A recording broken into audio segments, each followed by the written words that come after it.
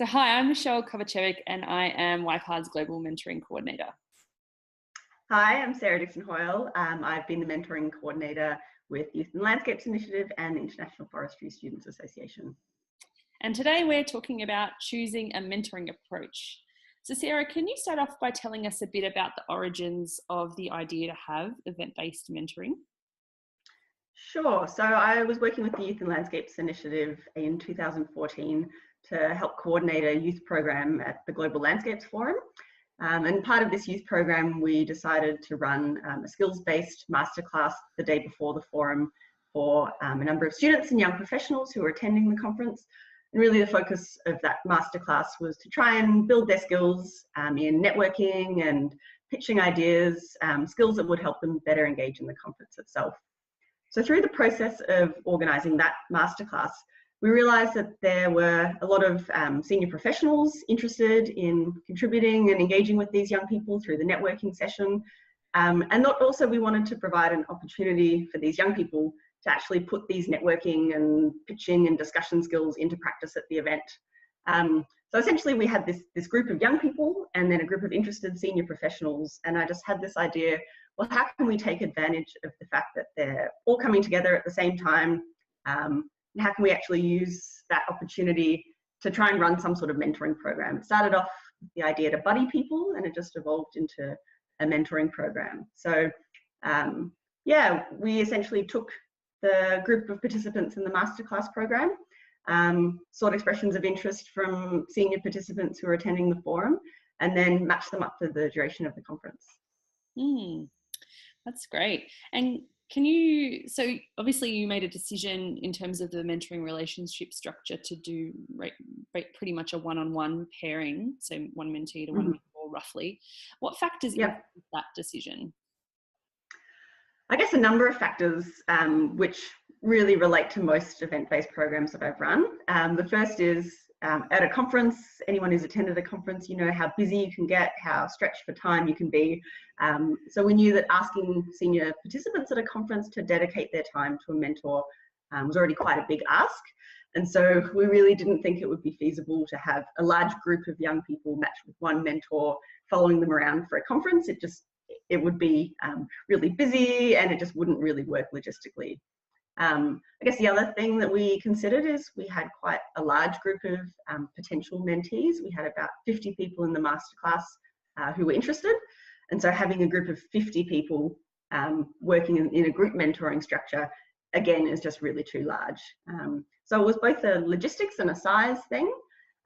Also, while there were some similarities in terms of what the mentees needed, in terms of putting particular skills into practice at a conference, each young person in the masterclass had different interests. So some might have been interested in issues around climate change, some around sort of financial business aspects of sustainable development, different themes that were being discussed at the conference. So we wanted to make sure that we could match a mentee with a mentor who had similar, very specific interests. So that's why we decided to do a one-on-one, or in some cases, one mentor to two mentees, if there were two mentees that had quite similar interests. Great. And when it comes to the matching processes, can you tell us a little bit about how you made that decision? And why? So the matching processes in terms of when we actually match people. So yeah, look, I guess there are a number of different ways you can have a matching program. Given that it was an event, we had like a large group of young people, so a single kind of intake.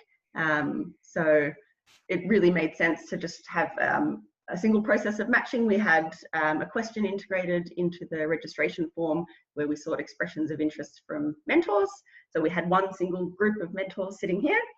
We had expressions of interest from masterclass participants here, and then we did a single matching process. So over the course of about a week, we went through all the different potential participants and matched them all in one go. So we had one single intake rather than kind of doing it on a rolling basis. Great. And would you be able to speak really briefly to the evolution of this event-based mentoring program over the years? I understand it started off as an event-only program, then it sort of merged into an event-based long-term mentoring program. Can you just tell us a little bit about that evolution?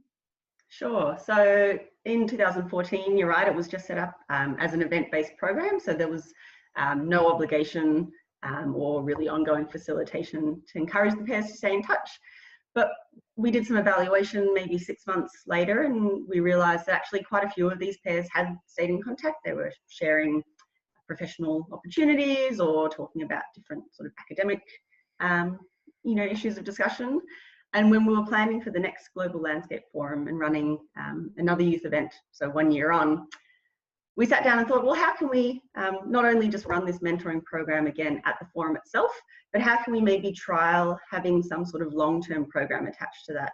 So still bringing in people who are taking part in the event, but maybe sitting down with them, having some kind of orientation workshop and trialing a long-term 6 to 12 month mentoring program starting from that. So for 2015, we had a group of maybe 30 mentoring pairs. And of those 30 pairs, we took 6 who'd expressed interest in taking part in a long-term program. And we ran a workshop with them, and they were really our pilot intake of the first Global Landscape Forum and Youth and Landscapes Initiative long-term program. Great. Thanks so much, Sarah. Thanks, Michelle.